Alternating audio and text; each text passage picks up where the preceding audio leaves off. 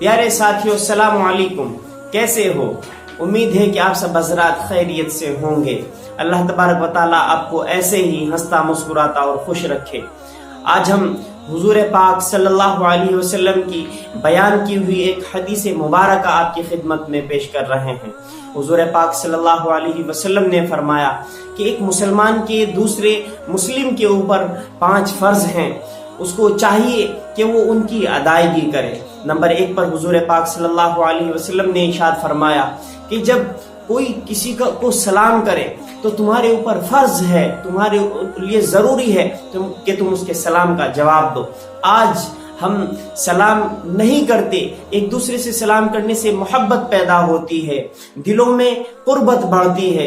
एक दूसरे के दिल में अगर खलिश है, कोई चुभन है तो वो दूर हो जाती है। इसलिए इस सलाम को आम कीजिए ताकि हम आपस में करीब हो सकें। नंबर 2 पर हुजूर पाक सल्लल्लाहु अलैहि वसल्लम ने फरमाया कि जब तुम में से कोई बीमार हो जाए तो उसकी इयादत करो। आज अगर हम अपना जायजा लें तो जब कोई हमारे सामने होता है तब तो हम उसका हाल चाल मालूम कर लेते हैं, लेकिन अगर कोई बीमार हो जाए तो हम उसकी इयादत नहीं करते।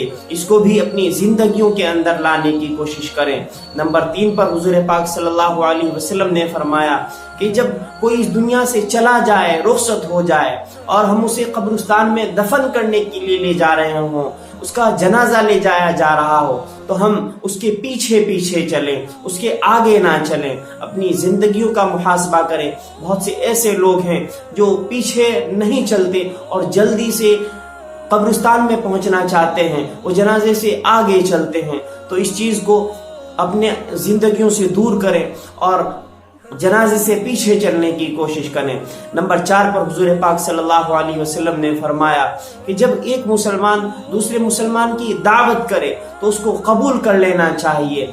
फिर उसके दिल की जो तड़प होगी, वो तुम्हारे पास जो दावत लेकर के आया होगा, वो जब तुम उसकी दावत कबूल कर दोगे तो उसका दिल खुश होगा और वो तुम्हारे दिल के करीब आ जाएगा। इससे आपस में प्यार, मोहब्बत और उल्फत बढ़ेगी।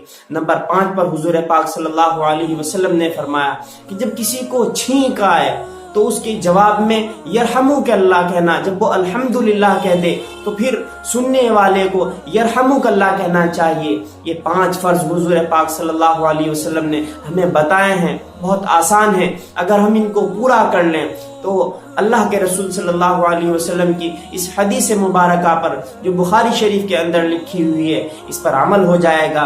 हुजूर भी खुश हो जाएंगे और अगर हुजूर खुश हो गए तो अल्लाह खुश हो जाएगा और हमारा बेड़ा पार हो जाएगा। इसलिए इन 5 बातों को अपनी जिंदगी के अंदर लाने की कोशिश करें। प्यारे साथियों, हमारे चैनल को सब्सक्राइब करते चले जाएं और इस वीडियो को अपने तक महदूद ना करें, अपने साथियों को शेयर करें और हमारे लिए दुआएं करते रहें। अस्सलामु अलैकुम व रहमतुल्लाहि व बरकातुहू।